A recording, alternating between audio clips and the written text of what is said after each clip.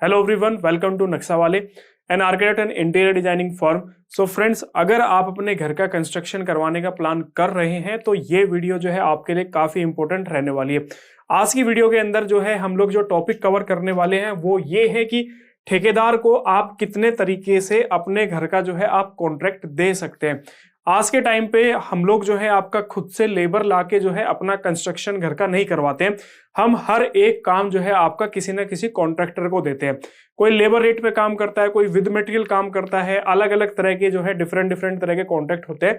तो वो कितने तरीके के कॉन्ट्रैक्ट्स हैं कि अगर आपको किसी अपने ठेकेदार को अगर अपने घर के कंस्ट्रक्शन का काम देना है तो वो कौन कौन से टाइप्स के कॉन्ट्रैक्ट होते हैं जिनके बेसिस पे जो है आप किसी भी ठेकेदार को जो है अपने घर का काम दे सकते हैं। ठीक है, हमारे पास जो है अक्सर कॉल्स आती रहती हैं, लोग कंफ्यूज रहते हैं कि ठेकेदार हमें इस टर्म्स में काम ले रहा है, ठेकेदार हमसे इस टर्म्स में काम ले रहा है। तो ये वीडियो देखने के बाद में आपका सारा कंफ्यूजन दूर होने वाला है। ठीक है, तो इसके अंदर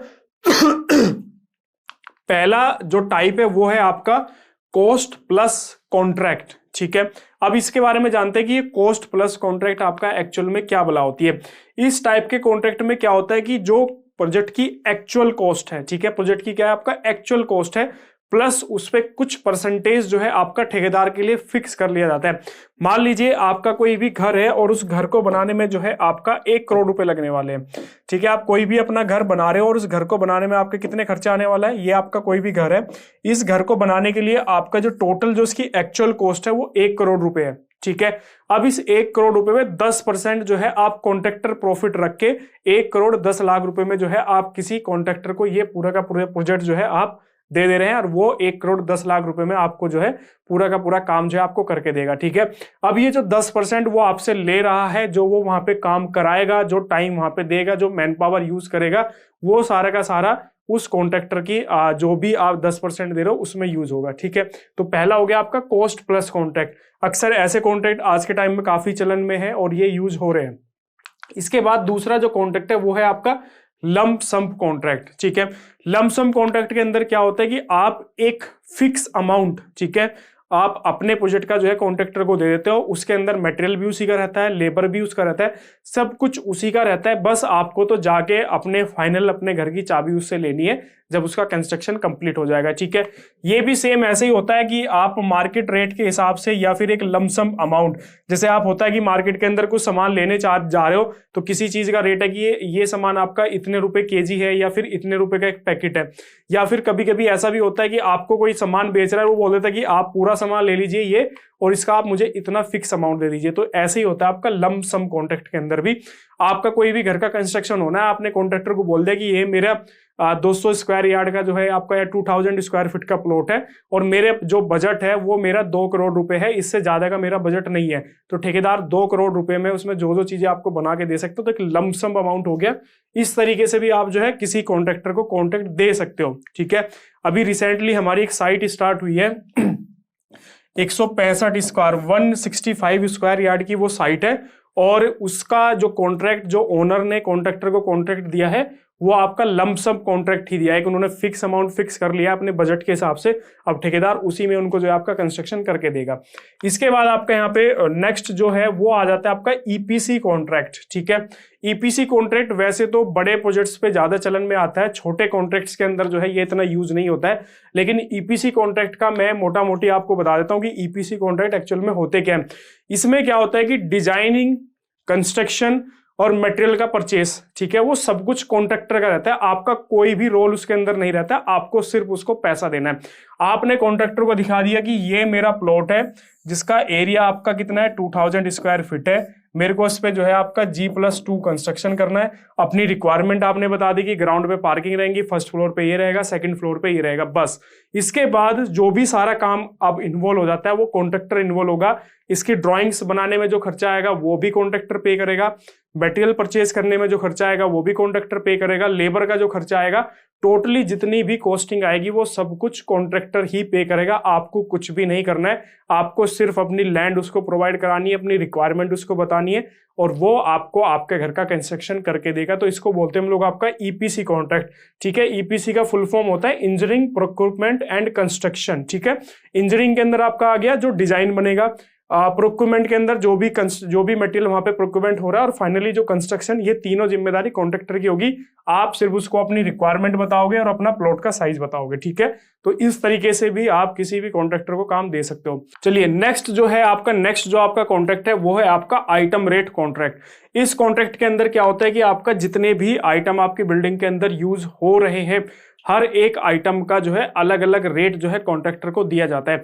इस तरह के कॉन्ट्रैक्ट जो है आपका ज्यादातर यूज किए जाते हैं आपका गवर्नमेंट प्रोजेक्ट के अंदर, लेकिन प्राइवेट सेक्टर के अंदर भी इनको काफी यूज किया जाता है। और आप भी अपने घर का अगर कंस्ट्रक्शन करवा रहे हैं तो इस तरीके से जो है आप कॉन्ट्रैक्टर को इस कॉन्ट्रैक्ट पे जो है आइटम रेट पे वर्क दे सकते हैं। इसके अंदर क्या होता है कि मान लीजिए ब्रिक वर्क है तो ब्रिक वर्क का अलग रेट होगा, प्लास्टर होना है तो प्लास्टर का आपका अलग रेट होगा, टाइल्स का अलग रेट होगा, स्टोन का अलग रेट होगा। तो इस तरीके से भी आप आइटम रेट पे जो है अपने कॉन्ट्रैक्टर को जो है आप रेट जो भी आप जो कॉन्ट्रैक्ट है वो दे सकते हैं। इसका सबसे बड़ा बेनिफिट ये होता है कि आप अपनी कॉस्ट को डिवाइड कर सकते हो। मान लीजिए आपको फिनिशिंग काफी अच्छी चाहिए तो आप फिनिशिंग में जो अपने ब्रांड है वो इंक्रीज कर सकते हो। बाकी स्ट्रक्चर में आपको ज्यादा ब्रांड यूज नहीं करना है तो आप स्ट्रक्चर में कॉस्ट कटिंग कर सकते हो। या फिर आप जो है स्ट्रक्चर अच्छा रखना चाहते हो और फिनिशिंग में इतना पैसा खर्च नहीं करना चाहते हो, तो इसमें क्या होता है कि आप अपनी चीजों को डिवाइड कर सकते हो। जैसे आपको सैनिटरी के अंदर आपको महंगे ब्रांड यूज करने हैं, या आपको इलेक्ट्रिकल के अंदर कोई अच्छे स्विचेस कंपनी के यूज करने हैं, तो इस तरीके से आप अपनी कॉस्ट को डिवाइड कर सकते हो। और ये कॉन्ट्रैक्ट आपके लिए काफी बेहतर रहेगा अगर आप इस तरीके से काम देते हैं। इसके बाद जो आपका नेक्स्ट आता है वो होता है आपका परसेंटेज रेट कॉन्ट्रैक्ट, ठीक है। इसके अंदर क्या होता है कि मतलब आपका जो कॉन्ट्रैक्टर होता है उसको जो है काम करने के लिए कुछ परसेंटेज दी जाती है। मान लीजिए जो भी मटेरियल से लेके सब कुछ जो भी आप परचेज करोगे वो सारी कॉस्टिंग आपकी रहेगी, प्लस कॉन्ट्रैक्टर को काम कराने के लिए जो है आप कुछ परसेंटेज जो है उसको आपको दोगे। वो आप जब उससे स्टार्टिंग में बार्गेनिंग करोगे 10%, 15%, 20%, जैसी भी टर्म्स आपकी कॉन्ट्रैक्टर के साथ में सेट हो रही है उसके अकॉर्डिंग आप जो है जो भी आपकी टोटल कॉस्टिंग आ रही है प्लस उसको आप जो है उसके अंदर कुछ परसेंटेज आप उसको दोगे उस अमाउंट का जिसमें कि वो आपका घर का कंस्ट्रक्शन करेगा। इसके बाद आपका नेक्स्ट इस तरह के जो कॉन्ट्रैक्ट होते हैं वो जनरली यूज किए जाते हैं आपका इंटीरियर के प्रोजेक्ट्स में, या फिर ऐसे प्रोजेक्ट्स की जहां पे कॉस्ट का प्रेडिक्शन नहीं हो पा रहा है, तो इस तरीके से आप उसको दे सकते हो। इसके बाद आपका नेक्स्ट आता है प्लिंथ एरिया कॉन्ट्रैक्ट, ठीक है। इसी के अंदर एक बड़ा फेमस होता है आपका बिल्टअप एरिया कॉन्ट्रैक्ट, ठीक है। ये जनरली आपके एरिया से जुड़े हुए होते हैं। आपने जनरली सुना होगा कि आपके एरिया के अंदर जो है क्या पर स्क्वायर फीट कॉस्ट चल रही है कंस्ट्रक्शन की। कोई बोलता है कि 1600 रुपए चल रही है विद मटेरियल, कोई बोलता है कि 1800 हो रही है, कोई बोल रहा है कि 2000 हो रही है। इसी तरीके से लेबर के अंदर होते हैं कि भाई लेबर का क्या रेट चल रहा है, 300 रुपए पर स्क्वायर फीट, 250 रुपए पर स्क्वायर फीट। तो ये सारी की सारी जो कैलकुलेशंस होती है वो एरिया बेसिस पे ही होती है। तो इन्हीं को बोलते हैं हम लोग आपका प्लिंथ एरिया कैलकुलेशन या फिर आपका बिल्टअप एरिया कैलकुलेशन। ये कैसे कैलकुलेट होती है, मान लीजिए ये आपकी बिल्डिंग है, ठीक है, और इसके आपका एक फ्लोर का जो कंस्ट्रक्शन एरिया है वो कितना है आपका 2000, ठीक है। और आपको टोटल जो है 4 फ्लोर बनाने, तो आपका टोटल कंस्ट्रक्शन एरिया कितना हो गया आपका 8000, ठीक है, ठीक है। और आपके जो कंस्ट्रक्शन की जो कॉस्ट आ रही है टोटल जो है वो आपकी आने वाली है 1 करोड़ रुपए, ठीक है। कितनी आने वाली है 1 CR। तो आप क्या करोगे 1 CR को जो है 8000 से डिवाइड कर दोगे, तो जो भी आपकी वैल्यू आएगी वो पर स्क्वायर फीट आपकी कॉस्टिंग आ जाएगी। 1500 आए, 2000 आए, तो ये होता है आपका क्या जो एरिया रेट पे कॉन्ट्रैक्ट देते हैं। जनरली जो है आपका इस तरह के कॉन्ट्रैक्ट भी काफी फेमस है और इस तरीके से भी आप अपने कॉन्ट्रैक्टर को काम दे सकते हैं। इसके बाद आपका नेक्स्ट जो लास्ट है वो है आपका लेबर रेट कॉन्ट्रैक्ट। अगर आप जो है ये चाहते हैं कि भाई मटेरियल मैं खुद परचेज करूंगा और मैं कॉन्ट्रैक्टर के भरोसे नहीं रहना चाहता हूं, तो आप जो है लेबर रेट पे उसको काम दे सकते हो। इसके अंदर क्या होता है कि आपका जो मटेरियल की कॉस्ट होगी वो आप खुद मटेरियल परचेज करके लेकर आओगे, और जो लेबर वाला पार्ट रहेगा वो आपका रहेगा कॉन्ट्रैक्टर का, ठीक है। तो इसमें क्या होता है, बहुत सारे लोग ऐसे होते हैं कि जिनको लगता है कि यार कॉन्ट्रैक्टर पता नहीं किस तरह का मटेरियल यूज करेगा, कहाँ से लेके आएगा, मैं कब तक उसको जो है देखता रहूंगा कि क्या यूज कर रहा है क्या यूज नहीं कर रहा है। तो उसमें सबसे बढ़िया ये होता है कि आप उसको बोले कि भाई तुम्हारा काम सिर्फ लेबर देखने का, तुम लेबर लेके आओ, मटेरियल जो है वो मैं आपको अरेंज करके दूंगा। तो इस तरीके से भी आप अपने घर का जो कंस्ट्रक्शन है वो करवा सकते हैं, ठीक है। इसके अंदर जनरली मैं आपको बताऊं 3 तरह के जो आपके कॉन्ट्रैक्ट हैं वो सबसे बेस्ट रहते हैं। पहला जो आपका कॉन्ट्रैक्ट है वो है आपका जो ये लेबर रेट वाला है, ठीक है। इसके अंदर क्या होता है कि आप लेबर पे जो है कॉन्ट्रैक्ट दे सकते हैं, मटेरियल आपका खुद का रहेगा।